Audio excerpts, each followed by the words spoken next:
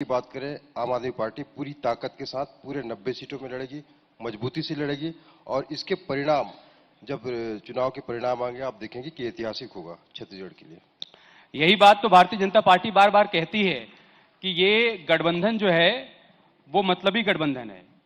वो केंद्र में तो एक साथ आने को तैयार हैं, लेकिन राज्यों में अलग अलग एक दूसरे से लड़ रहे हैं। तो सवाल ये खड़ा हो रहा है कि जनता इसको एक्सेप्ट कर पाएगी क्या? यहां आप चुनाव में जाएंगे तो आप कांग्रेस पार्टी के भ्रष्टाचार को गिनाएंगे, कांग्रेस पार्टी की नीतियों पर अटैक करेंगे, और जब 2024 के लोकसभा चुनाव में जाएंगे तो उनके साथ जाएंगे। जनता कैसे डाइजेस्ट करेगी इसे? देखिए, भारतीय जनता पार्टी क्या कह रही है क्या नहीं कह रही है उससे हमको कोई वास्ता नहीं है, लेकिन हाँ, छत्तीसगढ़ के लोग आज, हम पहले पुरानी बात ना करें, राज्य गठन के बाद की बात भी करें, तो आज तक ना तो 15 साल की भारतीय जनता पार्टी ने कोई काम किया, ना तो कांग्रेस पार्टी ने अब तक जो विगत साल देखे तो 8 साल लगभग कांग्रेस पार्टी की सरकार यहां पर रही है। कांग्रेस पार्टी ने भी छत्तीसगढ़ की जनता की उम्मीदों में खरा नहीं उतरी और यही वजह है कि प्रदेश की जनता आज बदलाव चाह रही है और इसलिए आम आदमी पार्टी मजबूती से छत्तीसगढ़ में चुनाव लड़ने वाली है। नहीं, ये सवाल बीजेपी की तरफ से नहीं था। ये सवाल मेरा आपसे था कि जब आप जनता के बीच में जाएंगे और जनता आपसे सवाल करेगी कि एक बात बताइए भाई, कि आप केंद्र में तो कांग्रेस के साथ हैं और यहां आप कह रहे हैं कि कांग्रेस को वोट मत दो, हमको वोट दो, तो आप क्या जवाब देंगे उस जनता को? छत्तीसगढ़ की जनता बेहद परेशान है, दुखी है, क्योंकि आज हम सुदूर अंचलों में जाके देखें, स्कूल कोई ऐसा नहीं है जहां पे अच्छी शिक्षा मिले, भवन अच्छे हों। लोग परेशान हैं। लोग स्वास्थ्य की देखें, स्वास्थ्य की स्थिति देखें तो हॉस्पिटल जाने के लिए आज भी लोगों को खाट में, जो प्रसव के लिए महिलाओं को जब अस्पताल ले जाना पड़ता है, खाट में बिठा के ले जाना पड़ता है। स्थिति ऐसी है, चाहे हम सरगुजा की बात करें, बस्तर की बात करें, कोयलीबेड़ा की बात करें, कई ऐसे जगह हैं। इसलिए आज परेशान है लोग और आज भारतीय जनता पार्टी और कांग्रेस दोनों का विकल्प प्रदेश की जनता चाह रही है और इसलिए आम आदमी पार्टी को जबरदस्त सपोर्ट लोगों के बीच से मिल रहा है। फंस गए आप इस सवाल में। मैंने आपसे कहा कि अभी विधानसभा चुनाव में जाएंगे तो आप यही सब गिनाएंगे कि देखिए स्वास्थ्य व्यवस्था चरमराई हुई है, कानून व्यवस्था चरमराई हुई है, युवा परेशान है, किसान परेशान है, और जब 24 में जाएंगे चुनाव में तो कहेंगे हमको भी वोट दे दो और कांग्रेस को भी वोट दे दो। नहीं, देखिए, जब इस देश के संविधान के रक्षा की बात हो, जब संविधान को जो है तोड़ने का प्रयास किया जा रहा है, संविधान की धज्जियां उड़ाने का प्रयास की जा रही है, जब केंद्र की सरकार अलोकतांत्रिक फैसले ले रही है, तब जरूरी है, हमारी जिम्मेदारी है कि हम केंद्र की सरकार के खिलाफ खड़े हों और निश्चित रूप से इंडिया गठबंधन है, संविधान को बचाने की लड़ाई है, देश को बचाने की लड़ाई है और उस लड़ाई में निश्चित रूप से एक भारतीय होने के नाते हम खड़े हैं। दुश्मन का दुश्मन दोस्त होता है। नहीं, देखिए, देश प्राथमिकता में है, संविधान प्राथमिकता में है और इसलिए आम आदमी पार्टी इंडिया गठबंधन के साथ है। ठीक है, अब आपकी चुनावी तैयारियां क्या हैं? 10 गारंटी लेकर आप लोगों के बीच में जा रहे हैं, वो 10 गारंटी क्या है और सत्ता में आएंगे तो कैसे उसको पूरा करेंगे? 10 गारंटियां अभी माननीय अरविंद केजरीवाल जी ने घोषणा किया है। इसके अलावा और भी गारंटियां आएंगी, 10 से अधिक आएंगी और निश्चित रूप से हमारा मकसद ये है कि छत्तीसगढ़ के एक एक बच्चे का, चाहे वो गरीब का बच्चा हो, अमीर का बच्चा हो, मजदूर का बच्चा हो, रिक्शा चलाने वाले का बच्चा हो, किसान का बच्चा हो, सबको अच्छी शिक्षा मिले, ये हमारा लक्ष्य है और इस लक्ष्य को लेकर हम आगे बढ़ रहे हैं। माननीय अरविंद केजरीवाल जी ने पहली गारंटी शिक्षा को दी है, अच्छी शिक्षा और मुफ्त शिक्षा। हर व्यक्ति को, चाहे इस जाति का हो, उस जाति का हो, इस धर्म का हो, इस संप्रदाय का हो, हर व्यक्ति को अच्छे इलाज कराने का अधिकार है। छत्तीसगढ़ में आम आदमी पार्टी हर व्यक्ति के इलाज के लिए, मुफ्त इलाज के लिए, पूरे मुफ्त जांच के लिए कटिबद्ध है और स्वास्थ्य व्यवस्था बेहतर करने की लड़ाई लड़ रही है। हर नौजवान को अधिकार है, चाहे किसी जाति की, एसटी हो, एससी हो, ओबीसी हो, हर वर्ग के जो युवा हैं उनको रोजगार पाने का हक है। लेकिन आज तक प्रदेश की सरकार ने इस दिशा में कोई ठोस पहल नहीं की। आंकड़े जरूर दिखाती है कांग्रेस पार्टी की सरकार, लेकिन सच्चाई तो यह है कि आज भी घर घर में आप देखेंगे बेरोजगार युवा मिलेंगे आपको, चाहे लड़कियां लड़के अच्छे पढ़े लिखे। महिलाओं को सशक्त करने की बात केंद्र की सरकार भी करती है, प्रदेश की कांग्रेस पार्टी की सरकार भी करती है, लेकिन आज महिलाएं भी त्रस्त हैं। आम आदमी पार्टी ने जब पंजाब में हम चुनाव लड़े, वहां जाके हमने घोषणा किया कि हर महिला को हर महीना 1-1 हजार रुपये दिया जाना चाहिए। सब पार्टियों ने आलोचना भी की, सरकार बनने के बाद हमने करके दिखाया। छत्तीसगढ़ में आम आदमी पार्टी हर महिला को हर महीना 1-1 हजार रुपये सम्मान राशि देने के लिए गारंटी माननीय अरविंद केजरीवाल जी ने दे के यहाँ से गए हैं। ठीक है, दिल्ली के बिजली मॉडल की बात कर लेते हैं। आप लोगों ने अपनी 10 गारंटी में इसका भी जिक्र किया है कि हम आएंगे तो फ्री बिजली मिलेगी। दिल्ली में भी आपने यही कहा था चुनाव से पहले, चुनाव जीत कर आए तो आपने उसमें कंडीशन अप्लाई कर दिया, मतलब स्टार लगा दिया कि सिर्फ 200 यूनिट तक जो यूज करेगा उसकी फ्री रहेगी, उससे ऊपर वालों को पैसा देना पड़ेगा। यहाँ कोई स्टार लगा है या फिर आप सत्ता में आएंगे तो सबके लिए फ्री करेंगे?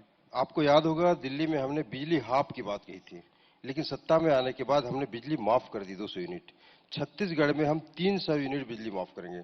जैसे ही हम सरकार में आएंगे 2 महीने के अंदर छत्तीसगढ़ के में उसमें भी किसी जाति धर्म संप्रदाय का कोई भेदभाव नहीं रहेगा। हर परिवार को 300 यूनिट बिजली यहाँ पे माफ होगा। ये आम आदमी पार्टी ही कर सकती है, बाकी राजनीतिक पार्टियों में ये ताकत नहीं, शक्ति नहीं है।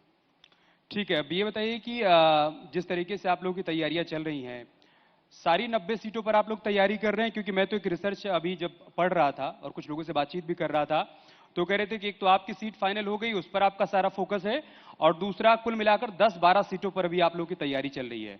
तो 10-12 सीट लाकर एक फैक्टर बनना चाहते हैं यहां पर, या फिर आप पूरी तरीके से सत्ता में आना चाहते हैं? देखिए, आम आदमी पार्टी चुनाव लड़ने के पहले पूरे प्रदेश में पूरे हर विधानसभा को 5-5 ब्लॉकों में संगठन के तौर पे बांटा। उसके नीचे सर्कल, उसके नीचे जो ग्राम समितियां, पूरे प्रदेश में 20,000 से अधिक जो गांव हैं, हर गांव में आज हम जाके देखें तो ग्राम समितियां बनी हुई है। हमारे संगठन के बदौलत, आम आदमी पार्टी की जो गारंटियां हैं माननीय अरविंद केजरीवाल जी हैं, उसके बदौलत पूरे प्रदेश के 90 विधानसभा में हम कैंडिडेट उतारेंगे। अभी 10 उम्मीदवार हमने घोषित किए हैं। बहुत जल्द फिर से हम लोग सेकंड सूची जारी करेंगे और देखेंगे पूरे 90 सीट को हम फोकस करेंगे। सिर्फ 10 सीट लड़ने के लिए आम आदमी पार्टी नहीं आई है, बल्कि पूरे 90 सीटों में हम लड़ेंगे, मजबूती से लड़ेंगे। देखिए, करप्शन के खिलाफ लड़ाई लड़ते लड़ते आम आदमी पार्टी का उदय हुआ, सब लोग जानते हैं इस बात को। लेकिन बाद में उसी करप्शन के दलदल में आपके कई नेता फंस गए, जेल तक गए, कई जेल में अभी हैं।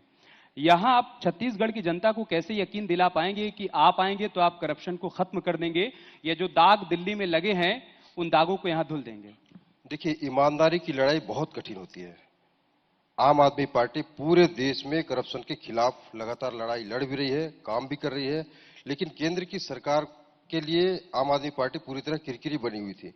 क्योंकि शिक्षा और स्वास्थ्य के क्षेत्र में हमने जिस तरह से काम किया, माननीय मनीष सिसोदिया जी ने शिक्षा के क्षेत्र में काम किया, सत्येंद्र जैन जी ने स्वास्थ्य के क्षेत्र में काम किया, तो इससे किरकिरी होकर भारतीय जनता पार्टी की निगाहें आम आदमी पार्टी की तरफ थी। और मनीष सिसोदिया जी के घर में 800 पुलिस और अधिकारी लगा के 800 लोगों को 500 ठिकानों पे छापा मारा गया। एक भी कोई प्रमाण नहीं मिला जिसके आधार पे उनको आज दोषी करार दिया जाए। आज तक उनके ऊपर आरोप जो है साबित नहीं हुए हैं। सत्येंद्र जैन जी जो कि स्वास्थ्य के क्षेत्र में बढ़िया काम किए, जिसके पूरे देश और दुनिया के लोग स्वास्थ्य व्यवस्था दिल्ली का देखने आते हैं, लेकिन चूंकि शिक्षा और स्वास्थ्य के मामले में यदि आम आदमी पार्टी काम करते रहे तो लगातार पूरे देश में बढ़ती जाएगी। और इसीलिए उस कारवा को रोकने के लिए केंद्र की सरकार ने मनीष जी और सत्येंद्र जी को गिरफ्तार करके जेल में डाला है। लेकिन हाँ, हम बिकने वाले नहीं है, डरने वाले नहीं है, चाहे आप कुछ भी कर लो, ईमानदारी के रास्ते को आम आदमी पार्टी का कोई एक एक कार्यकर्ता छोड़ेगा नहीं। मैं आपके मंच के माध्यम से कहना चाहता हूँ। कोमल जी, कुछ तो किया होगा तभी तो जेल में है और बाहर नहीं निकल देखिए, रहे। फर्जी यदि आप दोष साबित कर सकते हैं तो करिए ना, क्यों नहीं कर रहे हैं? आप जेल में डाल रखे हैं तो जमानत क्यों नहीं मिल रही है, बाहर क्यों नहीं आ रहे हैं? केंद्र सरकार का जो षड्यंत्र है, इसकी वजह से जमानत नहीं मिला। और निश्चित रूप से यदि कोई दोषी होता है तो उसके ऊपर कार्रवाई होनी चाहिए, लेकिन राजनीतिक द्वेषवश यदि किसी के ऊपर यदि कार्रवाई होती है तो इसका तो सारा देश विरोध करेगा। और आगे आने वाले समय में आप देखेंगे 2024 के चुनाव में इसका असर देखने को मिलेगा। बहुत गुस्सा है केंद्र सरकार के खिलाफ, बीजेपी के खिलाफ, क्योंकि अभी जब गृह मंत्री अमित शाह ने 50 आरोपों की एक लिस्ट जारी की, 50 आरोप लगाए कांग्रेस पार्टी की सरकार पर, तब सबसे ज्यादा आपको गुस्सा आ गया। उन्होंने कहा कि जो लोग करप्शन में पूरी तरीके से डूबे हुए हैं वो करप्शन की बात कैसे कर रहे हैं और वो कैसे आरोप लगा रहे हैं। तो अगर भारतीय जनता पार्टी कांग्रेस पर आरोप लगा रही है तो आपको गुस्सा कहे आ रहा है? तभी तो मैं आपसे सवाल कर रहा हूं कि क्या मिले हुए हैं क्या? देखिए, राजनीतिक पार्टी कोई भी हो सकता है, यदि कोई गलत किया है तो उसके खिलाफ होनी चाहिए, लेकिन कांग्रेस के खिलाफ जो जिस तरह से भारतीय जनता पार्टी फर्जी आरोप लगा रही है, उसको आरोप लगाने का हक भी नहीं है। यदि प्रदेश की सरकार के किसी मामले में फंसी हुई, यदि अभी आप सब जानते हैं कि 2000 करोड़ का शराब घोटाला छत्तीसगढ़ में सामने आया, इसके ऊपर कार्रवाई होनी चाहिए, हम भी कह रहे हैं। यदि यहां के लोगों का हक और अधिकार नहीं मिल रहा है, इसके लिए प्रदेश की सरकार दोषी है, तो बिल्कुल उसके ऊपर कार्रवाई होनी चाहिए, जो भी दोषी हैं। कंफ्यूज हैं क्या कोमल जी? कौन सा मतलब डिसाइड नहीं कर पा रहे हैं कि कांग्रेस के पाले में रहना है या कांग्रेस के खिलाफ जाकर खड़े हो जाना है? पाले में हम नहीं है। तो फिर हम गठबंधन में क्या सच्चाई कर के रहे हैं? साथ हैं, फिर ईमानदारी गठबंधन में के क्या साथ कर हैं। रहे हैं? फिर जो 28 मैं दलों का गठबंधन बना है उसमें क्या कर रहे हैं? जैसे कि मैंने कहा कि जब देश को बचाने का समय आएगा, तो जब देश को संविधान को बचाने के लिए बचाने आप की उस बात पार्टी होगी, के साथ चले जाएंगे जिस निश्चित रूप पार्टी से के खिलाफ आप लड़ रहे हैं। लोकतंत्री व्यवस्था को बचाना है तो हम केंद्र की भारतीय जनता पार्टी की सरकार के बिल्कुल खिलाफ होंगे। देश कैसे खत्म हो रहा है? देखिए, लोकतंत्री व्यवस्था को खत्म करने का प्रयास इस देश में यदि कोई कर रहा है तो आज केंद्र की सरकार कर रही है, भारतीय जनता पार्टी की सरकार रही है। कैसे? संवैधानिक व्यवस्थाओं को तोड़ने का प्रयास कर रही है। दिल्ली का अध्यादेश का मामला आपको याद होगा। अलोकतांत्रिक तरीके से कानून बना के दिल्ली सरकार, जो चुनी हुई सरकार है, उसके हक और अधिकार को छीनने का प्रयास करी भारतीय जनता पार्टी। अलोकतांत्रिक कैसे हो गया? अगर बिल्कुल सदन के अलोकतांत्रिक। भीतर बिल पास होता है और वो कानून बनता है तो अलोकतांत्रिक कैसे हो गया? बिल्कुल भाई लोकतंत्र का सबसे बड़ा मंदिर है, वहां से कानून बना है। क्या लोकतंत्री व्यवस्था में चुनी हुई सरकार को अधिकार नहीं है? सरकार कहां गिरा दी? सरकार के सारे अधिकार को छीनने का काम केंद्र की सरकार एलजी के माध्यम से कर रही है। तो कानून बनाने का अधिकार है केंद्र सरकार को। कानून सदन बनाने का अधिकार तो कुछ लोकतंत्री व्यवस्था को तोड़ दें क्या, खत्म कर दें क्या? हम्म। बिल्कुल गलत करिए केंद्र की सनातन सरकार। विवाद पर कांग्रेस के साथ है या कांग्रेस के खिलाफ है?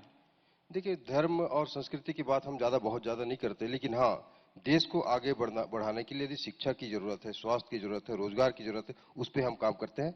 बाकी धर्म की नहीं? नहीं, धर्म की बिल्कुल नहीं करते। धर्म की जरूरत है। इस देश में धर्म, संप्रदाय, सभ्यता, संस्कृति सबका हम सम्मान करते हैं। किसी धर्म, किसी संस्कृति की आलोचना नहीं करते, लेकिन हाँ, देश को आगे बढ़ाने के लिए चाहे जो भी करना पड़े, आम आदमी पार्टी उसके साथ खड़ी है। जो लोग आलोचना कर रहे हैं उनके साथ आपने गठबंधन कर लिया है। देखिए, मुश्किल होगी कोमल जी, आप मानिए या ना मानिए, वही जनता जिसको आप 2023 में कहेंगे कि हम कांग्रेस के खिलाफ और कांग्रेस ने ये गलत किया, उसी कांग्रेस के लिए आप 2024 में जाकर वोट मांगेंगे तो आपसे सवाल करेंगे। बहुत बहुत शुक्रिया आपका इस मंच पर आने के लिए और बेबाकी से सारे सवालों का जवाब देने के लिए। बहुत बहुत धन्यवाद। Thank you. मैं रिक्वेस्ट करूंगी कोमल हुपेंडी जी से, प्लीज आप स्टेज पर बने रहिएगा और साथ ही साथ अमित, आप भी स्टेज पर बने रहिए। हमारे न्यूज 18 इंडिया सीनियर एडिटर प्रतीक त्रिवेदी जी सम्मानित करने के लिए स्टेज पर आ रहे हैं।